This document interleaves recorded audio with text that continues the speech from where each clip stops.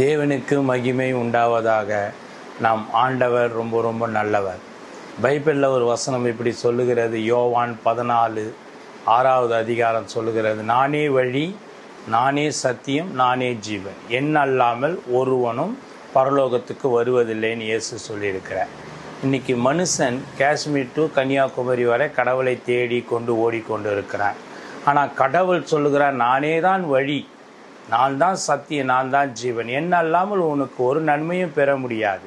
நீ ஆசீர்வதிக்கப்பட வேண்டும் என்றால் ஆண்டவராக இயேசு கிறிஸ்துவை நோக்கி கூப்பிடும்போது அவர் சொன்னார், என்னை நோக்கி கூப்பிடுங்கள், அப்போது எட்டாததை அறியாத பெரிய காரியங்களை நான் உனக்கு செய்வேன் என்று.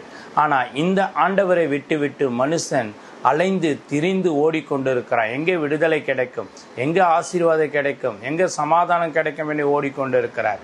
இயேசு சொன்னார், வருத்தப்பட்டு பாரம் சுமக்கிறவர்களே அனைவரும் என்னிடத்தில் வாருங்கள், நான் உங்களுக்கு இளைப்பாறுதலை தருவேன் என்று ஆண்டவராக இயேசு கிறிஸ்து சொன்ன ஒரு வார்த்தை. இவரை விட்டு மனுஷன் வழி தெரியாமல் ஓடிக்கொண்டிருக்கிற அன்பான சகோதரனே சகோதரிகளே, இயேசு உங்களை நேசிக்கிறார். கொஞ்சம் யோசித்து பாருங்கள். ஒரு மனிதனாக 2025 ஆண்டுகளுக்கு முன்பாக ஒரு கன்னி கர்ப்பவதியாய் ஒரு குமாரனை பெறுவாள். அவருக்கு இயேசு என்று பெயரிடுங்கள். இயேசு நமக்காக வந்தார், இரட்சகர், நம் பாவத்தை மன்னிக்க வந்தார். அவர்தான் சிலுவிலே உனக்காக எனக்காக ரத்தம் சொன்னார். அவர் ரத்தம் தான் சகல பாவங்களையும் கழுவி சுத்திகரிக்கும். நீ ஓடிக்கொண்டு இருக்கிற ஒவ்வொருத்தருக்கும் நான் சொல்வது என்ன என்றால், நீ ஓடுவதை நிறுத்திவிட்டு ஆலயத்துக்கு வாருங்கள்.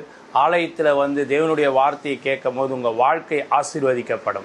இயேசு கிறிஸ்துவை நம்பி வருகிறவர்கள் ஒருவரும் கெட்டு போவதில்லை என்று வேதம் தெளிவாக சொல்லுகிறது. இயேசு சொன்னார், என்னிடத்தில் வருகிறவனை ஒருவரையும் புறம்பே தள்ளுவதில்லை. அப்படின்னா இன்னைக்கு போய் நாளைக்கு வா, அடுத்த மாதம் வான்னு சொல்ல உடனே அவர் சுகம் கொடுக்கிறது.